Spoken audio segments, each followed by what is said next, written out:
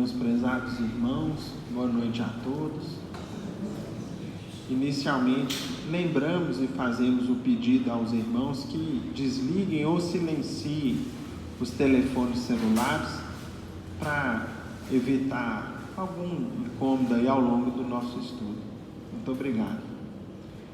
Meus irmãos, dado o horário de início do nosso estudo dessa noite, elevemos os nossos pensamentos a Deus em preces, agradecendo a bondade divina, a oportunidade de estarmos aqui reunidos, em nome de nosso Pai amantíssimo e bom, e em nome de Jesus, nosso Mestre amado, que de todos tem cuidado, com imenso amor, com imenso carinho, na nossa jornada evolutiva, no nosso aprimoramento, que tem se dado com o passar do tempo, pelas experiências sucessivas que a bondade do Pai tem nos concedido. Rogamos ao Senhor, Mestre amado, que esteja conosco, trazendo suas bênçãos de paz, de alegria, enchendo os nossos corações de bom ânimo e da certeza da bondade e da misericórdia divina presente sempre na nossa existência.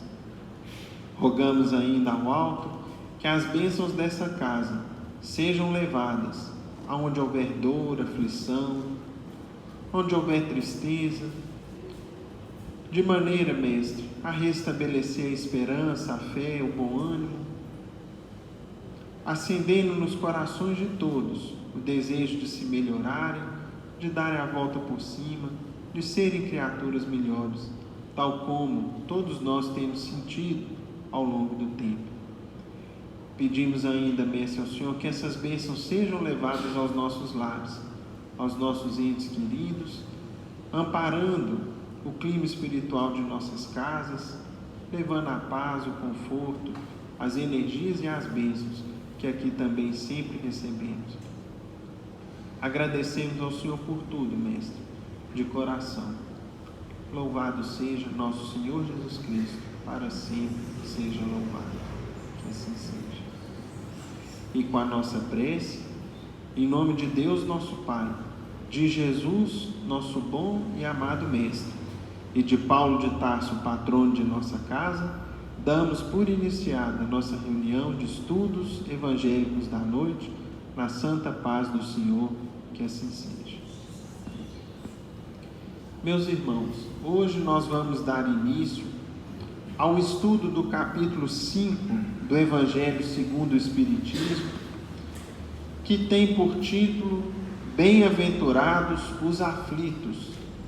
E vamos estudar nesta noite os itens de número 1 e número 3, que tem o seguinte texto. O primeiro é uma citação do Evangelho de Mateus. Bem-aventurados os que choram, pois que serão consolados. Bem-aventurados os famintos e os sequiosos de justiça, pois que serão saciados. Bem-aventurados os que sofrem perseguição pela justiça, pois que é deles o reino dos céus. Mateus, capítulo 5, versículos 4, 6 e 10.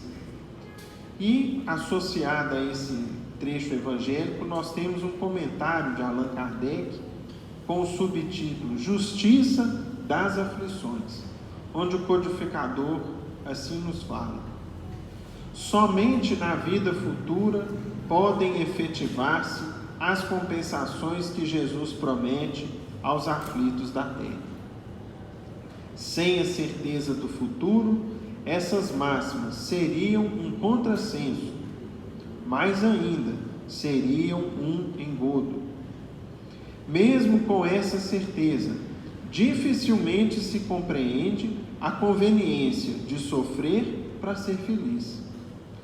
Dizem, para se ter maior mérito. Mas então pergunta-se: por que sofrem uns mais do que outros? Por que nascem uns na miséria e outros na opulência, sem coisa alguma haverem feito que justifique essas posições? Por que uns nada conseguem, ao passo que a outros tudo parece sorrir, tudo parece dar certo? Todavia, o que ainda menos se compreende é que os bens e os males sejam tão desigualmente repartidos entre o vício e a virtude, e que os homens virtuosos sofram ao lado dos maus que prosperam. A fé no futuro pode consolar e infundir paciência, mas não explica essas anomalias, que parecem desmentir a justiça de Deus. Entretanto, desde que admita a existência de Deus, ninguém o pode conceber sem o infinito das perfeições. Ele necessariamente tem todo o poder, toda a justiça, toda a bondade, sem o que não seria Deus. Se é soberanamente bom e justo, não pode agir caprichosamente, nem com parcialidade. Logo, as vicissitudes da vida derivam de uma causa, e pois que Deus é justo, justa há de ser essa causa. Isso o que de cada um deve bem compenetrar-se. Por meio dos ensinos de Jesus, Deus pôs os homens na direção dessa causa, e hoje, julgando-os suficientemente maduros para compreendê-la, lhes revela completamente a aludida causa, por meio do Espiritismo, isto é, pela palavra dos Espíritos. Conjugado, meus irmãos, com esse trecho do Evangelho, nós temos a pergunta de número 803 do Livro dos Espíritos, que é a seguinte: todos os homens são iguais perante Deus? Resposta: sim. Todos tendem para o mesmo fim, e Deus fez suas leis para todos. Frequentemente dizeis: o sol brilha para todos, e com isso enunciais uma verdade maior e mais geral do que pensais. Comentário de Allan Kardec: todos os homens estão submetidos às mesmas leis da natureza. Todos nascem igualmente fracos, acham-se sujeitos às mesmas dores, e o corpo do rico se destrói como o do pobre. Portanto, Deus não concedeu superioridade natural a nenhum homem, nem pelo nascimento, nem pela morte. Diante dele, todos são iguais. Nesta noite, meus irmãos, vão participar dos comentários tanto eu quanto o Whindersson, e nós vamos passar a palavra ao Whindersson para que ele dê início para a gente.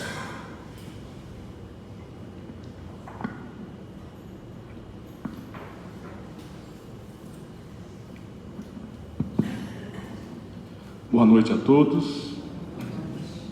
Que a paz do Senhor esteja conosco, né? Meu coração deu uma disparada aqui, acho que eu estou aflito. Vamos lá, ficar calmo, né? Manter a calma, primeiro passo. Vamos ver se a gente consegue, então, seguir os caminhos da lição. Bom, nós vamos dedicar essas próximas 3 terças-feiras, se não me engano, ao estudo do capítulo 5. E é um capítulo que trata aí das bem-aventuranças, né? E é importante a gente compreender a importância das bem-aventuranças nas nossas vidas, né? Como esse grande elixir para o nosso espírito, para a nossa alma, para o nosso desenvolvimento. Isso. E é interessante porque, enquanto o capítulo 5, na estrutura do Evangelho segundo o Espiritismo, e se visitarmos aqui o sumário, nós vamos entender que, por exemplo, o capítulo 1 tratou de não vir destruir a lei, que, trocando em miúdos ou numa linguagem simples ou possível interpretação, é aquilo que o Lucas acabou de ler no comentário de Kardec.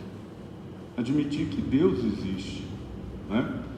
E que vem, nessa sequência, Jesus apenas reavivar os ensinamentos dele. Meu reino não é deste mundo, é o capítulo 2. Portanto, pode estar incerta aqui também a crença na vida futura. Há muitas moradas na casa de meu Pai. A pluralidade, né, dos mundos, a lógica de que existem outros mundos. Capítulo 4: ninguém poderá ver o reino de Deus se não nascer de novo. Quem sabe aí a reencarnação, não é verdade? Portanto, a crença em Deus, na vida futura, na pluralidade da alma, nas possibilidades de reencarnação, quase que dão sustentação para os capítulos subsequentes. E nós vamos encontrar de imediato o capítulo 5, que é bem-aventurados os aflitos. Mas Kardec quis dar para a gente um tom especial numa questão. É como se ele fizesse um chamado preparatório para, antes de aprofundarmos nessas lições decorrentes, existe uma justiça nessa questão da aflição.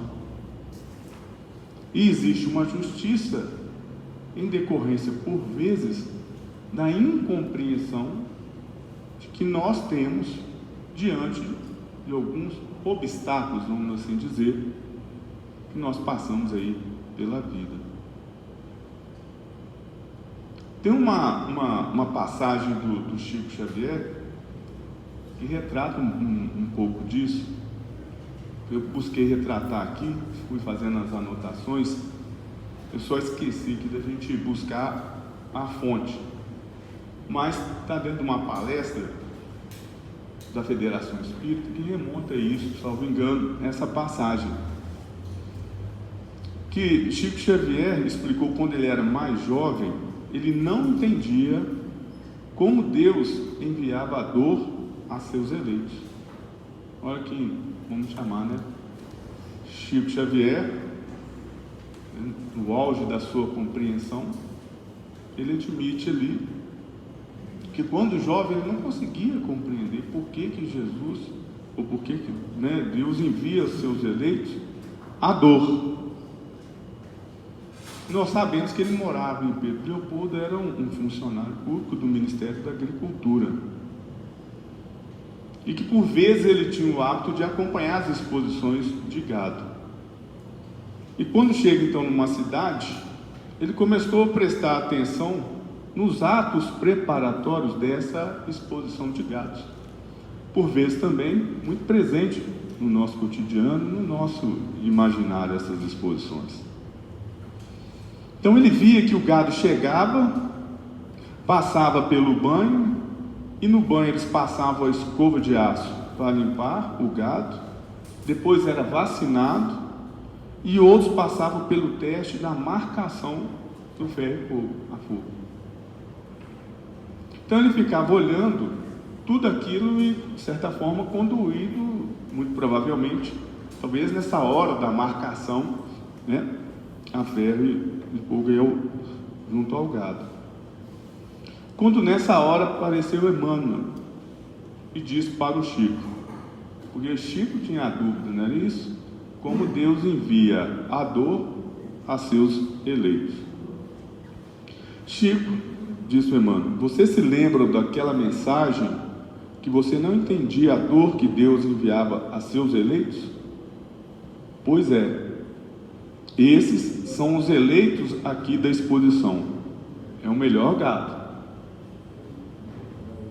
E por ser o melhor gado, ele passa por toda essa preparação para ser exposto. Assim também são os homens. Os homens são testados de várias formas: pela dor, pela reação, e Deus nos marca para a glória do céu. Então, seja por essa prática cotidiana que ele pôde observar, então Emmanuel tenta colocar um pouco mais claro para ele por que por vezes nós estaremos diante das aflições. E o propósito da noite e que a gente espera é que a gente consiga compreender a justiça que existe diante das nossas aflições, porque senão nós vamos sair desatordoados por aí, acreditando que inclusive Deus é injusto. E onde está inserido nisso? Na lógica da bem-aventurança.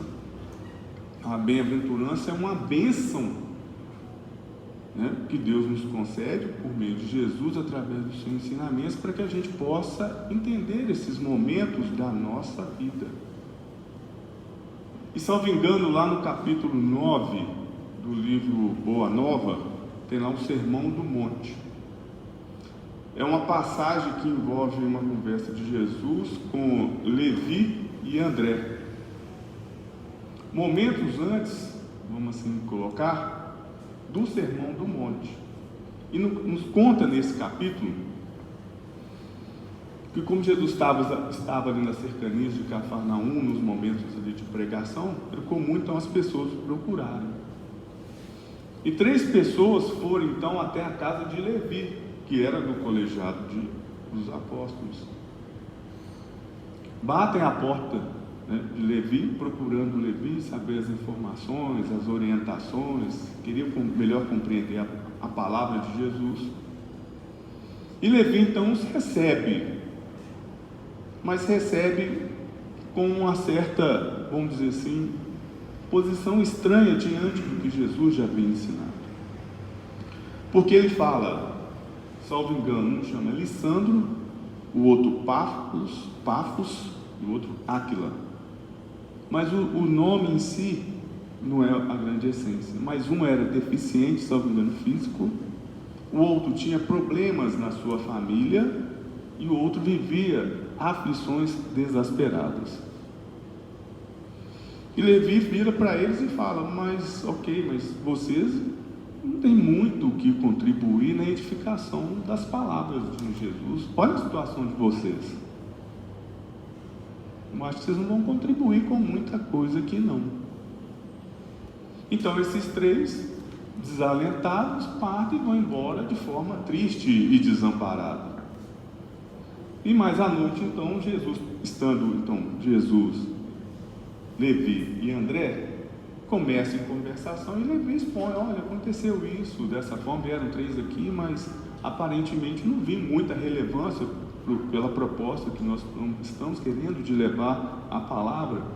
Nós estamos trabalhando aqui com os pescadores, pessoas mais presentes, estão aptas ao trabalho, fortes. E então Jesus comenta com eles que não, são esses desalentados os quais nós devemos estar próximos, é levar a palavra para esses desalentados, é para esses que não têm mais esperança com nada, que está passando por essas aflições, essas tormentas, esses problemas e não estão vendo solução pela frente. Porque aqueles que estão na alegria, na opulência, como mencionado na leitura do Lucas, por vezes na felicidade ninguém lembra de Deus, dos ensinamentos de Deus, mas é na dor, na tristeza, na angústia, é que os ouvidos aumentam a capacidade de ouvir e a cabeça fica mais preparada para receber algo que faça significado, tenha sentido e que por vezes vai livrar daquela condição. Eram essas as percepções, os sentimentos que passavam aqueles 3. E mais adiante, o que vai acontecer? Jesus vai ao monte e prega para todos estes. Bem-aventurados os aflitos, bem-aventurados que choram, porque serão consolados. Bem-aventurados os misericordiosos, bem-aventurados aqueles que têm fome e sede de justiça. Ou seja, todos aqueles que têm um problema, uma dificuldade, vão encontrar uma bênção. Uma bênção. Por vezes, aquilo que Kardec destacou, mas eu tenho que entender esses 4 pilares anteriormente, que Deus existe, né? Que tem a reencarnação, que tem a vida futura. Como eu vou acreditar que eu serei recompensado, né? Que vou ter a sede de justiça saciada, que eu chorar, que eu vou ser consolado, e por vezes não vai acontecer aqui se eu penso que a minha vida é só essa. às vezes não vai ter tempo para isso. Então eu preciso ter esses fundamentos entendidos e compreendidos, de que Deus existe, que existe vida após a morte, que existe outros mundos, que existe uma lei de causa e efeito, que existe uma lei de progresso, que nada acontece por acaso. E é nessa perspectiva que vão então desenvolvendo essa lógica e a oferta de Jesus para com a gente. E aí nós vamos então buscar aqui a ênfase, por exemplo, que não é dada por Kardec. E aqui, se vocês me permitem, eu vou fazer só um ajuste dentro das argumentações que a Kardec coloca. Porque ele menciona isso, olha, tem algumas questões que estão muito presentes na vida da gente, que permite, por vezes, fazer com que a gente entenda que o mundo, ou que a nossa vida é só esta. E que às vezes nos gera uma série de incompreensões. E isso veio por meio de algumas questões, do tipo: por que sofrem uns mais e os outros menos? Por que uns nascem mais na miséria e outros na opulência? Por que uns nada conseguem e outros têm tudo? Por que os homens virtuosos sofrem ao lado dos maus, que os maus prosperam? Então, ou seja, por vezes nessa lógica e nessa de compreensão, que eu só tenho essa vida, né? E não existe vida futura, por vezes eu então começo a fazer essas reflexões que geram uma série de inquietudes, que é o que prepõe ou explica, por exemplo, a questão 803, que trata da questão da igualdade. Mas como que existe igualdade se tem estas diferenças? Daí a dificuldade que o Chico relata, era difícil entender como que Deus envia a dor para a gente crescer. Não faz sentido, tem algo de desigual. Por isso Kardec reforça, olha, existe sim uma justiça. Vamos abrir os nossos olhos e as nossas mentes para entender. Nós temos que dar aquela parada para entender que nada acontece se não for da vontade de Deus. E aqui na questão 931, ajuda a esclarecer sobre isso. Por que são mais numerosas na sociedade as classes sofredoras do que as felizes? Por que tem tanta gente sofrendo? Essas perguntas aqui, né? Por que um sofre mais que o outro? Por que não está assim? Às vezes um ser mais feliz me incomoda, que às vezes eu sou mais triste. Por que acontece? E fala aqui que as classes sofredoras são maiores. E os Espíritos nos respondem: nenhuma é perfeitamente feliz. E o que julgais ser a felicidade, muitas vezes oculta pungentes aflições. O sofrimento está por toda parte. Entretanto, para responder a teu pensamento, direi que as classes a que chama de sofredoras são mais numerosas, por ser a terra lugar de expiação. Quando a houver transformado em morada de bem e de espíritos bons, o homem deixará de ser infeliz. Aí ele será o paraíso terrestre. Então, meus irmãos, o que fica para a gente? A aflição faz parte do nosso dia a dia. Ela faz parte do nosso dia a dia, porque nós estamos no mundo de provas e expiações. Nós vamos viver momentos de felicidade plena? Ainda não. Se nós não vamos viver momentos de felicidade, ou as circunstâncias de felicidade plena, quer dizer que nós estaremos ora alegres, ora tristes. Portanto, altos e baixos. Altos e baixos. Nós vamos apresentar vibratos. E às vezes esse baixo pode trazer a aflição, como o alto também. Existe uma aflição positiva? Alguns autores falam que sim. O nascimento de um filho, aprovação num concurso, alegria de revisitar um parente. Isso vai fazer, gera esse ambiente de aflição. Mas por vezes tem a negativa. Essa onde vai aflorar e manutenir os nossos vícios. Portanto, o que dispara, e por isso também o destaque na reflexão é isso: nós estamos e vamos conviver useiro-bezeiramente com a questão da aflição. A aflição não quer dizer que Deus está sendo desigual com a gente, não é isso. O que está por trás desta aflição, então? Aí Kardec vai comentar com a gente que é a forma que nós temos para poder evoluir, para poder avançar, e que por vezes a gente perde. Por isso a crença, por exemplo, no processo da reencarnação, a gente perde a oportunidade de retornar para reconstruir, renovar, superar aquele vício. Portanto, às vezes, as aflições que nos atormentam, fomos nós mesmos que pedimos. Aí nós vamos estudar mais adiante as causas atuais ou passadas das aflições. Mas o importante é destacar que, está vendo? Então tem uma lógica, é criar a lógica de que existe a questão da aflição como um momento e um espaço que nos permite crescer, evoluir. Portanto, Jesus não está sendo injusto com a gente, nem desigual. Pelo contrário, Ele nos está oferecendo oportunidades de crescimento, de evolução.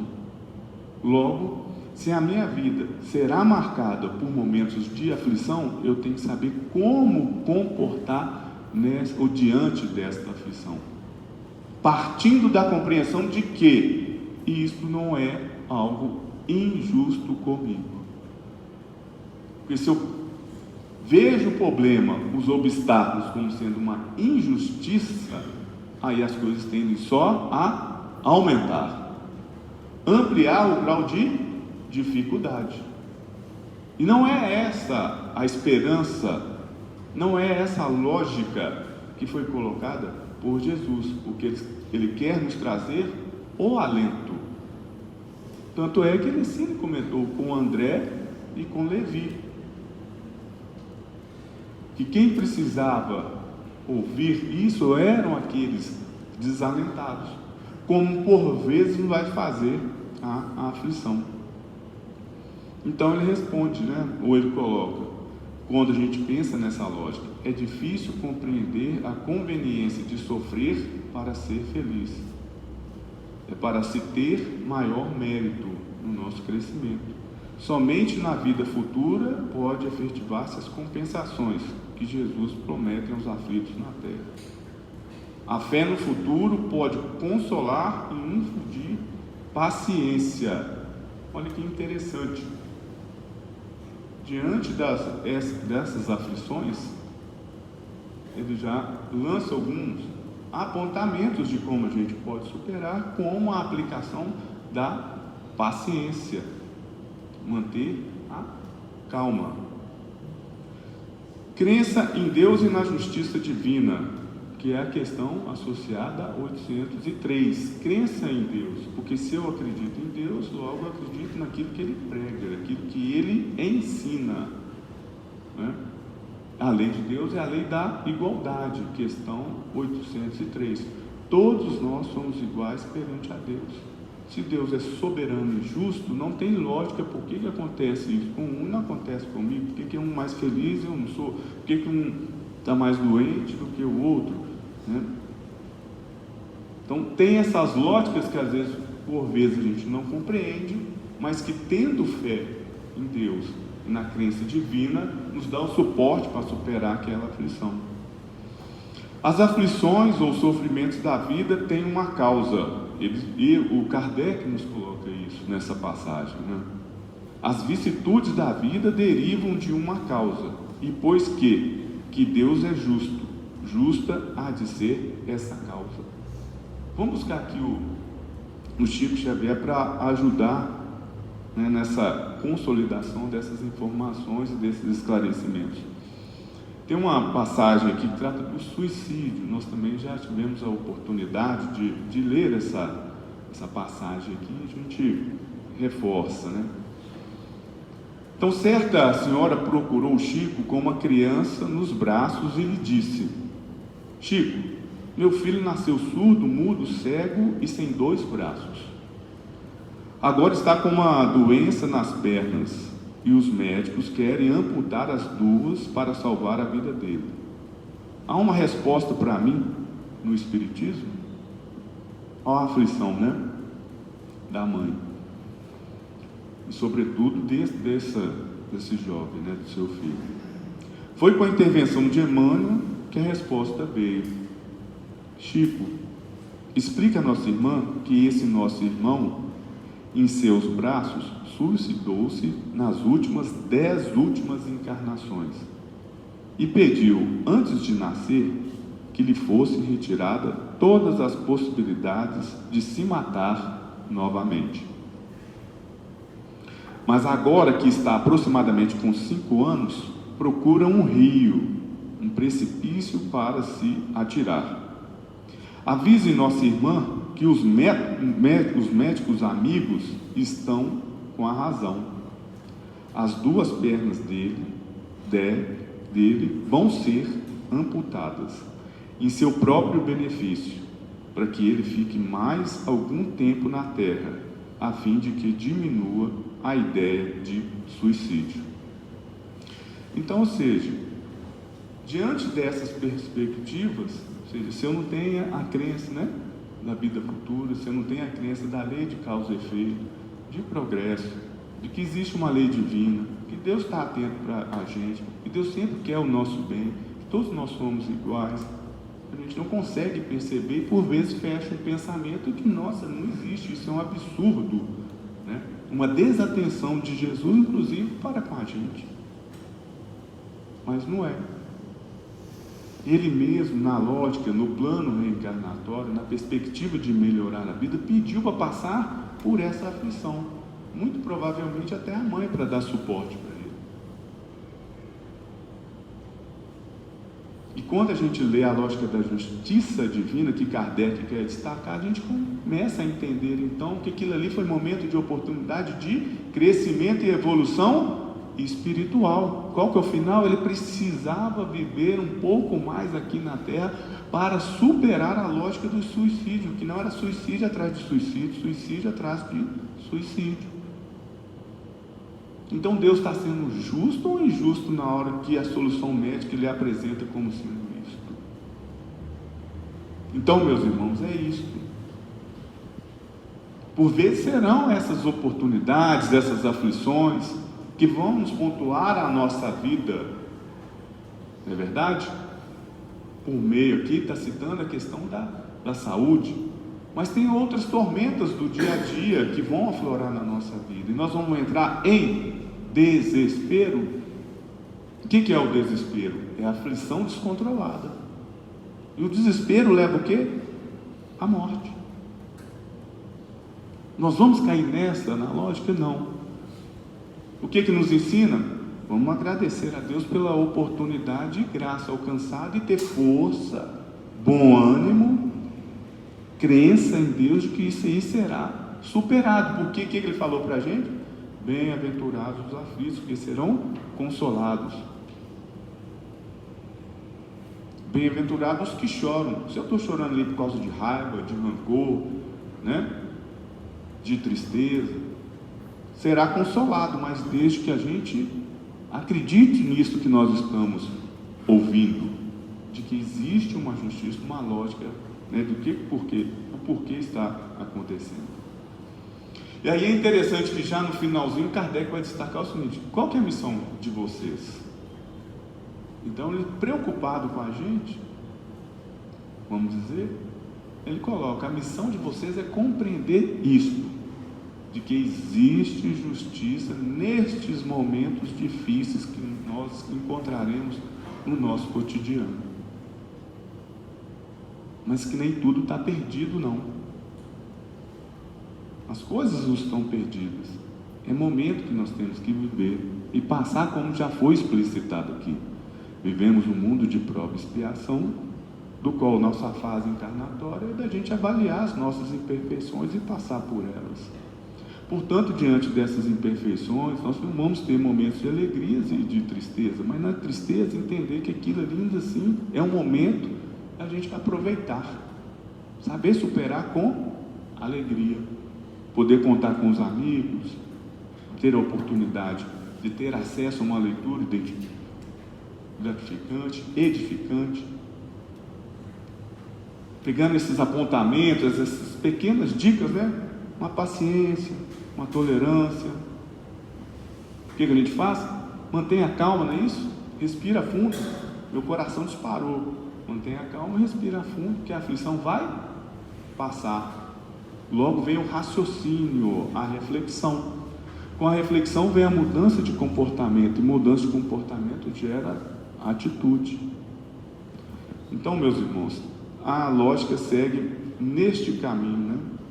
Neste caminho da boa compreensão. Por fim aqui, nós vamos só buscar aqui um parágrafo, está na lição Nem Todos os Aflitos, está no Reformador de 1954, e fala: a lição é um desafio que poucos suportam. A lição é um desafio que poucos suportam. E se a gente passar no nosso cotidiano, nós vamos ver, porque a gente depara com as pessoas o quê? Em desespero. Não é isso? Lição que raros aprendem. Poucos suportam, raros aprendem. Nós estamos tendo a oportunidade de ouvir. Aí nós vamos pensar. E do pensamento vai gerar reflexão para ver se nós vamos entender, compreender, para depois transformar as nossas atitudes e comportamentos. E tesouro que não se recebe facilmente. Então, por quê? Se eu souber passar diante daquela aflição que me apresenta com tranquilidade, o que eu tenho à frente? Após a tempestade vem a bonança. A calmaria. Por isso que nós respira. Mantenha calma. Que vem o quê? A tranquilidade. Depois de regulares períodos de paz e de ordem, a alma é visitada pela aflição, que em nome da sabedoria divina lhe afere os valores e conquistas. É o boi, é o gado lá do Chico. Lá atrás ele alimentou, teve os cuidados devidos, mas chegou uma hora, podemos assim interpretar também, do ferro a fogo. Nós já ouvimos aqui, né? Boa vontade, misericórdia, fazer a caridade. Ou então, como nós falamos, né? Nós temos altos e baixos, altos e baixos. E na alegria, tudo jóia. E nos momentos, às vezes, não tão alegres. Então, às vezes, e vai aparecer, Deus coloca umas pitadas dessas aflições para ver como é o nosso comportamento e a gente entender o que é preciso e como nós devemos seguir e suportar. E aí segue, meus irmãos. Por fim, aqui ele vai comentar: só aquele que recebe a aflição por instrumento de perfeição consegue extrair as preciosidades divinas. É por isso que nem todos os aflitos podem ser bem-aventurados. Nem todos os aflitos serão bem-aventurados, receberão a bênção de Deus, porque ele tem que compreender o significado daquilo. Tem uma certa lógica nisso, porque se eu não compreendo, eu inclusive vou comentar e mencionar que Deus é injusto. E encerrando, de vez que somente aproveitando a dor para a materialização consistente de nossos ideais e de nossos sonhos, é que podemos atingir a divina alegria da esperança vitoriosa, que é a lógica, né? Depois da tempestade vem a bonança, a calmaria. Então eu encerro agradecendo a atenção, né, dos irmãos. Espero ter ajudado, auxiliado, colaborado com algumas mensagens, algumas informações que nos ajudem, né? Possam nos ajudar a saber lidar com os aflitos, né, as tormentas, os desesperos, as exasperações, como dito, muito presente no nosso cotidiano. Então, que Deus ampare a todos, que Jesus continue amparando aí o nosso irmão Lucas nos seus comentários. Muito obrigado a todos.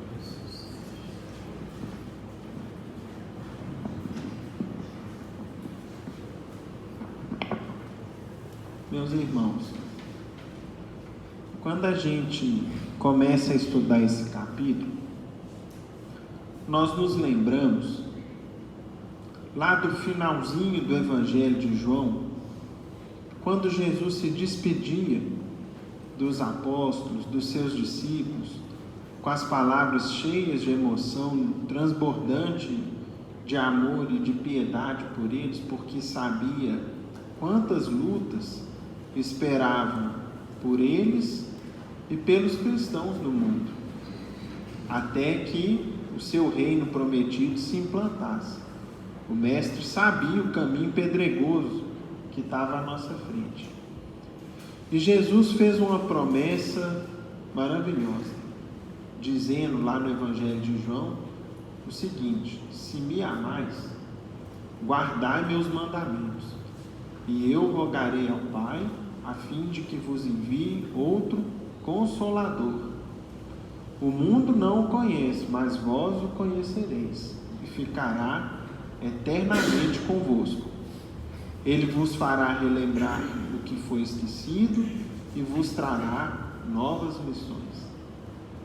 Portanto, hoje em dia, na qualidade de espíritas, quando alguém nos pergunta, me fala aí um conceito breve sobre o Espiritismo. O que é o Espiritismo? A gente pode responder em poucas palavras, sem medo de errar, o seguinte: o Espiritismo é o Consolador prometido por Jesus. É aquele presente que o Mestre prometeu um dia, que viria ficar conosco para sempre, que viria exercer especialmente o atributo de consolar. Aí a gente para e pensa o seguinte: quem que precisa de consolo, meus irmãos? É quem está passando o quê? Por sofrimentos. É quem está passando por aflições, dificuldades, muitas vezes sem entender por que está passando aquilo. Qual a origem? O que eu fiz? Por que isso está na minha vida dessa forma? E os mais variados sofrimentos que existem na face da terra. Portanto, não é à toa que esse capítulo chega, conforme o Índios falou há pouco, para que a gente possa compreendê-lo em toda a sua grandeza, em toda a sabedoria. Nós precisamos primeiro entender a existência e alguns atributos de Deus.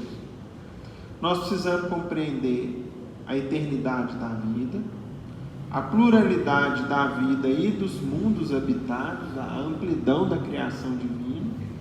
E precisamos compreender uma lei divina que existe em todos os planos da criação do Pai, que é a lei da reencarnação, das vidas sucessivas que nós temos. Visto e compreendido essas lições, agora, meus irmãos, o Espiritismo começa a exercer a sua função por excelência, que é o quê? De consolar. Você está sofrendo? O que você está passando? Quais são suas lutas? Por que você chora? Por que você está perdendo suas noites de sono? Vem cá, eu vou te explicar. Esse capítulo começa. Então, meus irmãos, esse capítulo não é à toa que ele é um dos mais extensos do Evangelho, porque a extensão da dor na terra ainda é muito grande. O sofrimento ainda está trabalhando na vida de todos nós, com maior ou menor intensidade, de determinado tipo mais para uns e de outro tipo para outros, mas o fato é, acho que não existe ninguém que passou pela terra imune ou sem que não tenha sofrido. Até nosso mestre, que era puro e não tinha nada o que espiar, sofreu não por colheita ou por merecimento, mas para nos ensinar a sofrer, a como atravessar o sofrimento. E é então que esse capítulo vem encher os nossos corações de quê? De paz, de entendimento, para que a gente saia do clima da revolta, do desespero, da angústia, da lamentação, compreendamos as raízes e os motivos do sofrimento na vida, e a partir daí, uma vez compreendido, uma vez consolado, uma vez enxutas as lágrimas, a gente olha para frente e passa a considerar o seguinte: agora eu entendi. O que me compete fazer? É isso que a doutrina quer de nós. Entenda por que você sofre. Agora, bola para frente. Vamos adiante. O consolo está aqui. A explicação é essa. E a primeira parte do consolo, meus irmãos, ela é fantástica. A gente tem falado aqui o seguinte: sempre que a gente estuda um tema do Evangelho, por mais que a gente já tenha lido ou estudado, você vai entender um pouco melhor. Você vai compreender um pouco mais. E muitas vezes a gente vai assim: meu Deus, que interessante, como que eu não percebi isso antes? As causas do sofrimento vêm logo em seguida. E são de duas categorias. Nós temos causas atuais das aflições e temos as causas anteriores das aflições. É o que o Espiritismo vai começar a nos explicar.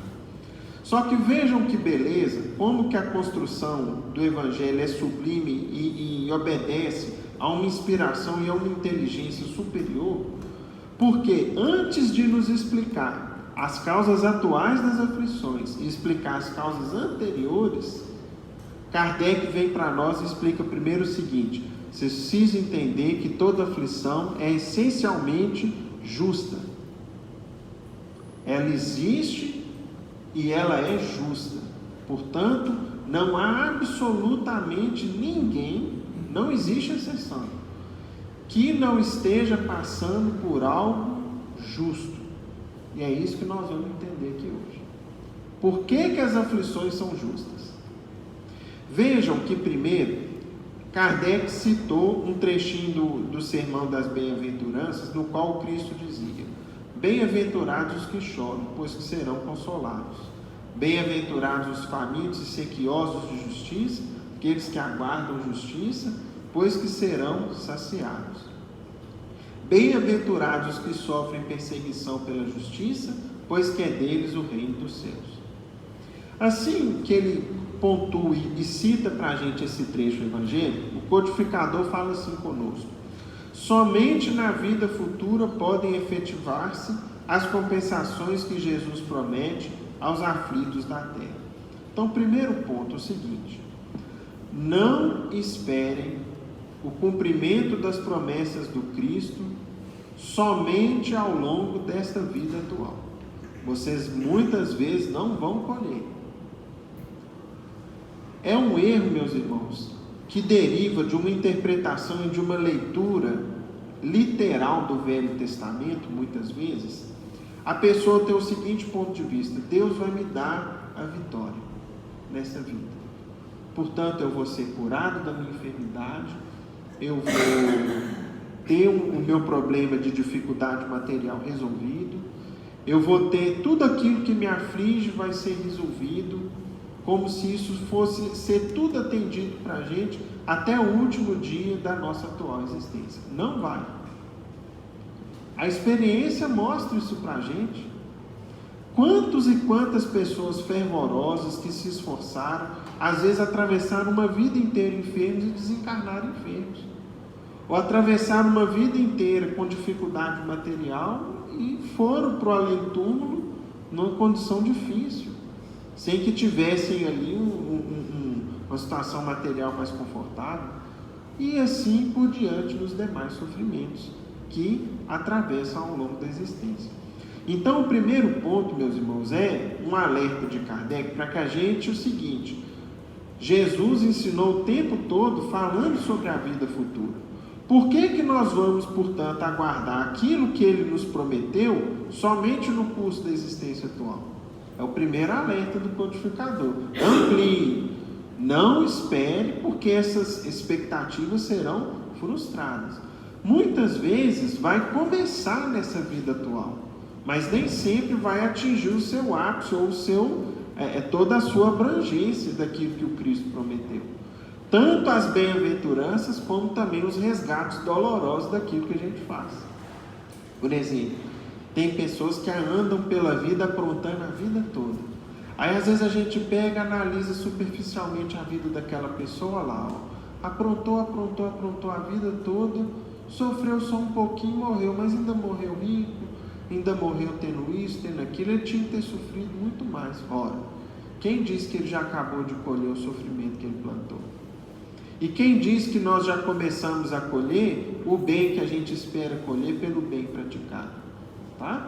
Então esse é o primeiro ponto de Kardec. Olha, a vida, nós estamos dentro da eternidade. Então sejam as promessas do Cristo, a colheita do bem que a gente fizer, do esforço que a gente fizer de ser uma pessoa melhor, ou a colheita do mal que infelizmente a gente ainda planta, isso aí vai se estender eternidade afora. Primeiro alerta do codificador. Logo em seguida, ele fala assim conosco, ó, sem a certeza do futuro, essas máximas seriam contraditórias e mais, seriam uma enganação por parte do Cristo. Mesmo com essa certeza, dificilmente se compreende a conveniência de sofrer para ser feliz. Alguns dizem para se ter maior mérito. E aí vem as perguntas que muitas vezes nos visitam a todos, que são as seguintes: por que sofrem uns mais do que outros? Por que nascem uns na miséria e outros na riqueza, sem coisa alguma haverem feito que justifique essas posições?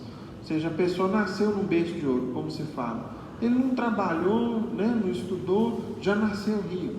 O outro nasceu numa dificuldade danada, faltando ali às vezes os itens mais necessários para a sua saúde, para o seu bem-estar. Porque uns nada conseguem, ao passo que a outros tudo parece sorrir.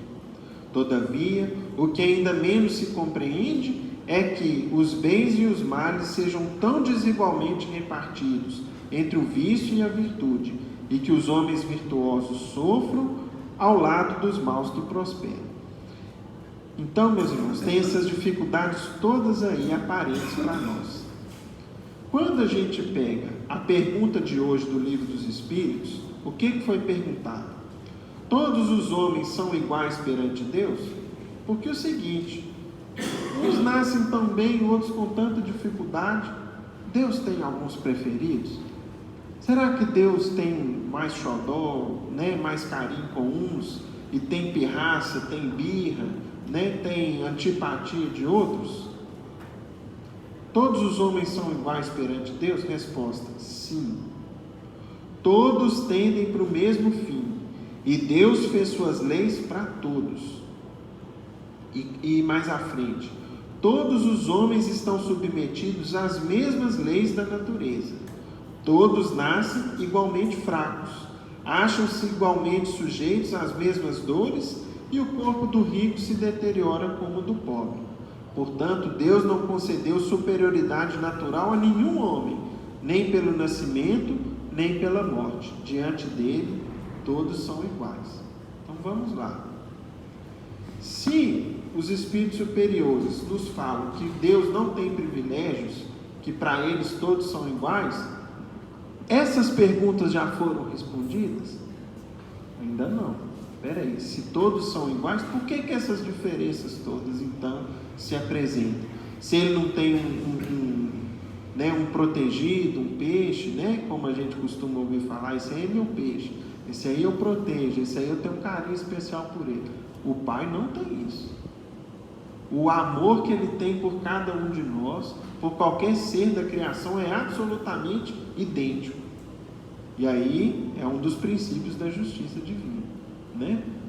Então, aí vem Kardec e fala o seguinte conosco. Então a pergunta ainda não está respondida. A fé no futuro pode consolar e infundir paciência, mas não explica essas anomalias que parecem desmentir a justiça de Deus.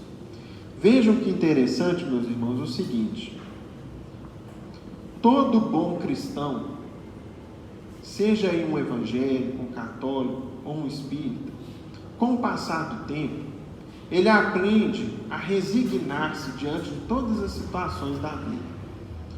Possivelmente todos os irmãos aqui já conviveram com algum evangélico, com algum católico, eventualmente com alguém que até não está ali frequente numa igreja, numa escola de fé, dizer o seguinte: ah, meu filho, isso aí é a vontade de Deus. A vontade de Deus não se questiona. Deus quis assim. E a pessoa não se revolta, a pessoa se tranquiliza, mesmo às vezes diante de situações muito difíceis, e embora muitas vezes ela não compreenda, mas ela resigna-se. Então, muitas vezes nós vamos ouvir isso: isso é a vontade de Deus, isso são os desígnios de Deus, e muitas vezes as pessoas vão falar assim: esses desígnios são insondáveis. A vontade de Deus, às vezes a gente não entende, a gente tem que cumprir, tem que obedecer. E isso, meus irmãos, tenho certeza, já é um fator de muita paz para quem assim consegue ver a vida, porque ele afasta do coração dele o quê? O sentimento de revolta. Ele conforma-se, e conformar-se não quer dizer acomodar-se. Conformar é aceitar. Agora, acomodação aí já confunde com preguiça, com inércia, o que não é algo que o cristão deve ter. Então, embora muitos vejam como sendo a vontade os desígnios de Deus, ainda assim essas discrepâncias não se explicam. Aí vem Kardec e vai no ponto central aqui para nós. Vejam que interessante. Entretanto, desde que se admite a existência de Deus, ninguém o pode conceber sem o infinito das perfeições. Ele necessariamente tem todo o poder, toda a justiça, toda a bondade, sem o que não seria Deus. Então vamos lá. Para a gente entender a justiça das aflições, qual que é o ponto central? Entendermos, meus irmãos, os atributos de Deus. Vejam que interessante.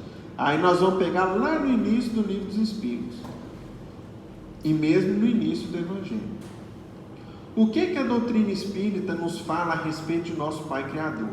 Primeiro, pode o homem compreender a natureza íntima de Deus? Nós conseguimos compreender-os exatamente como Ele é? Não. Falta-lhe para tanto o sentido. Mas um dia, será que o homem vai compreender o mistério da divindade? Resposta: quando o seu espírito não estiver mais obscurecido pela matéria e pela sua perfeição se houver aproximado de Deus, então o verá e o compreenderá. Então é o seguinte, isso será acessível para nós. Quando? Quando nós nos tornarmos perfeitos. Com o passar das encarnações sucessivas, das vidas sucessivas, a gente então vai se elevar a tal ponto que nós vamos compreender Deus em toda a sua riqueza, em toda a sua complexidade, em toda a sua magnitude, que as palavras do nosso vocabulário ainda não conseguem descrever. Entretanto, meus irmãos, vejam que interessante, logo adiante, na pergunta de número 3 do Livro dos Espíritos, o seguinte: quando dizemos que Deus é eterno, infinito, imutável, imaterial, único, onipotente, soberanamente justo e bom, não temos uma ideia completa de seus atributos? Resposta: do vosso ponto de vista, sim, porque acreditais abranger tudo. Mas ficais sabendo que há coisas acima da inteligência do homem mais inteligente, e para as quais a vossa linguagem, limitada às vossas ideias e sensações, não tem como se expressar. Então vejam que, segundo a nossa capacidade atual de compreensão, nós já temos uma ideia bem melhor do que vem a ser o nosso Pai, no sentido de que é eterno. Portanto, Deus não tem começo nem fim. Ele existe desde sempre, desde toda a eternidade. É imutável. Se estivesse sujeito a mudanças, as leis que regem o universo não teriam estabilidade. Ou seja, se Deus hoje, tivesse um pensamento, amanhã tivesse outro, Ele está aí mudando as leis que Ele criou e não haveria estabilidade no universo. E assim não é. É imaterial, isto é, sua natureza difere de tudo o que chamamos matéria. De outro modo, ele não seria imutável, porque estaria sujeito às transformações da matéria. É único. Se houvesse muitos deuses, não haveria unidade de vistas, nem unidade de poder na ordenação do universo. É onipotente, ou seja, tem todo o poder. É soberanamente justo e bom. Então vamos lá, agora que nós vamos para a nossa conclusão. Portanto, meus irmãos, observem o seguinte: a partir dessa compreensão e de outros atributos que nós já aprendemos que o nosso Pai tem, que são os seguintes: onipotente, ele tem todo o poder, pode qualquer coisa, imaginável ou inimaginável por nós, ele pode tudo. Ele é onisciente, portanto ele sabe de tudo, dos mínimos detalhes. Ele também ele é onipresente, portanto ele está presente em tudo, em qualquer lugar, em toda parte. Sabendo Deus de tudo, podendo tudo, tendo conhecimento de tudo e sendo justo e bom, tudo o que nos acontece é do conhecimento de Deus? Sim. Ele poderia mudar? Pode.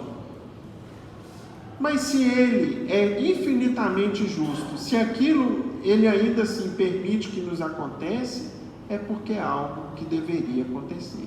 E aí vem Kardec e conclui, se é soberanamente bom e justo, não pode agir caprichosamente, nem com parcialidade. Logo, as vicissitudes da vida, os sofrimentos da vida, derivam de uma causa, e pois que Deus é justo, justa há de ser essa causa. Essa é a nossa grande conclusão, meus irmãos. Deus está presente em tudo, sabe de tudo. E, portanto, se Ele nos ama infinitamente, não nos trata de maneira diferenciada, quer o nosso bem de todos nós da mesma maneira, tudo o que nos acontece foi do conhecimento do Pai, foi da permissão dele, e a qualquer momento Ele pode vir e modificar. Então vejam que interessante, antes de nós compreendermos as causas atuais e anteriores das aflições, nós já chegamos a qual conclusão? De que toda a causa do sofrimento é o quê? É justa. Deus sabe, Deus permitiu que aquilo nos acontecesse. Então sempre que algo nos acontecer, ou acontecer a pessoas que estão à nossa volta, especialmente, meus irmãos, as dores mais pungentes da vida, quando a gente às vezes vê um crime bárbaro, um sofrimento infligido a uma criança, às vezes a gente para e pensa, meu Deus, como que isso acontece a uma criança pequenininha, de 1 aninho, de 2 aninhos, como que isso foi possível acontecer? Lembremos-nos, Deus sabia, Deus podia modificar e Deus permitiu que aquilo acontecesse. Às vezes, num primeiro momento, nós não vamos compreender alguns sofrimentos ainda. Tanto é que logo depois, Kardec vai trazer aqui para nós as causas atuais e as causas anteriores das aflições. Aí, meus irmãos, tudo passou a ser o quê? Compreensível. Não tem nenhum sofrimento sequer que nos toque na vida que não tenha uma causa justa, que não seja do conhecimento do Pai e que Ele não possa, de um instante para o outro, modificar radicalmente. Mas aquilo nos acontece com um propósito superior. Com um propósito de quê? De engrandecimento espiritual, da nossa melhoria, da nossa edificação, do nosso resgate. E tudo isso nós vamos compreender no estudo desse capítulo. Mas o primeiro ponto é isso que o codificador nos traz. Tanto é que ele continua nos dizendo o seguinte: isso o que cada um deve bem compenetrar-se. Por meio dos ensinos de Jesus, Deus pôs os homens na direção dessa causa. E hoje, julgando suficientemente maduros para compreendê-la, porque antes a gente ficava como? Isso aí são os desígnios de Deus. Eu não consigo entender, eu tenho que aceitar. Aí vem o Espiritismo e falou o que para a gente? Antes vocês foram chamados, foi solicitado, foi ensinado para vocês entenderem e aceitarem a vontade de Deus. Hoje vocês vão começar a entender melhor. Vocês vão ver o que está por detrás dos sofrimentos. Ao ponto, meus irmãos, por exemplo, numa história como essa, que o Whindersson trouxe para a gente, imagine aquela mãe que levou um filhinho para o Chico. A mãe estava com um filhinho cego, surdo, mudo, que nasceu sem os 2 braços, né? Completamente limitado. De repente apareceu um problema nas pernas dele, que ele ia ter que amputar as 2 pernas. O que explica o sofrimento dessa mãe? Se não for o Espiritismo vindo, e Emmanuel na hora falou lá com ele o seguinte: olha, fala com essa mãezinha que os médicos têm a razão, ele precisa perder as 2 pernas. Agora, por quê? Porque é o seguinte: nas suas 10 últimas encarnações ele suicidou, e o máximo que a gente conseguir manter ele encarnado na Terra, essa ideia do suicídio, que fica incrustada no perispírito, no nosso mundo íntimo, na nossa mente, vai diminuindo, vai apagando de pouco em pouco. Portanto, ele vai ficar ainda vivo nessa condição muito limitada, porque esse é o remédio para a alma dele, para o espírito eterno dele. Aí, meus irmãos, a gente começa a entender. E por que às vezes um crime bárbaro acontece? Às vezes, naquele caso específico, não nos são reveladas as causas, mas a literatura espírita veio e trouxe isso para a gente assim com a maior fartura, mostrando para a gente inúmeros sofrimentos que existem na Terra e os bastidores do mundo espiritual.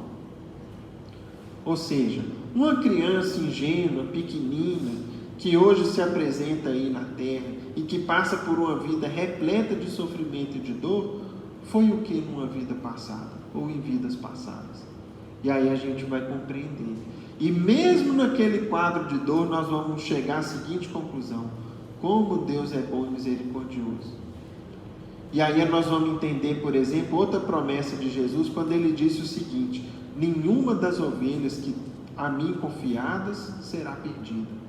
Jesus falou o seguinte com Deus, né? Como se o mestre dialogasse com o Pai, o seguinte: todos os que o Senhor me confiar, vou recuperar todos.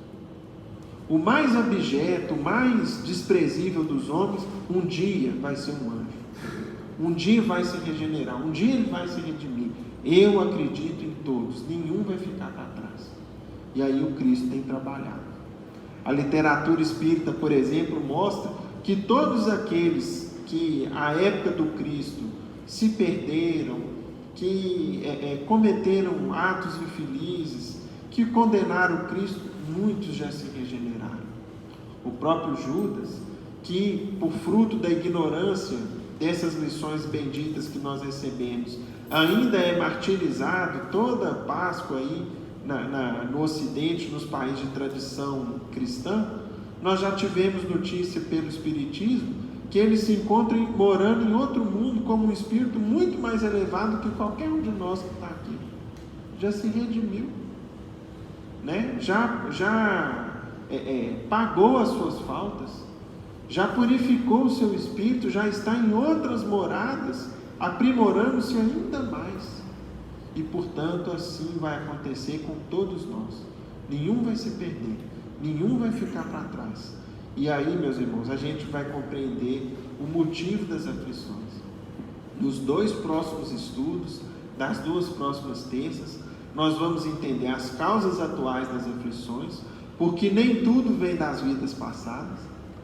Ou seja, antes de Kardec nos explicar as origens do sofrimento nas vidas passadas, ele vem numa didática muito importante dizer o seguinte: espera aí, depois que a gente é espírita, a gente não pode achar que tudo é do passado, que eu joguei pedra na cruz, que são minhas encarnações passadas. Não. Primeiro veja as causas atuais das suas aflições. O que você anda fazendo nessa vida atual que está te provocando sofrimento. Depois de nos explicar isso, aí nós vamos entender as causas anteriores das aflições, aquelas que vêm do passado remoto de todos nós. E aí, meus irmãos, vai embora a revolta, vai embora o desespero, vai embora o inconformismo, E a gente então passa daí por diante a pensar o seguinte: agora eu entendi. Então a causa originária está onde? Está aqui, está em mim. Então deixa eu ver o que me compete fazer daqui pela frente, né? O que vem para diante, uma vez compreendido, uma vez consolado dos sofrimentos que eu atravesso, para seguir adiante. O que me espera pela frente? Que Jesus nos ampare e nos abençoe a todos. Nós vamos pedir o Euler Filho, o Tionei, para fazer a nossa prece de encerramento.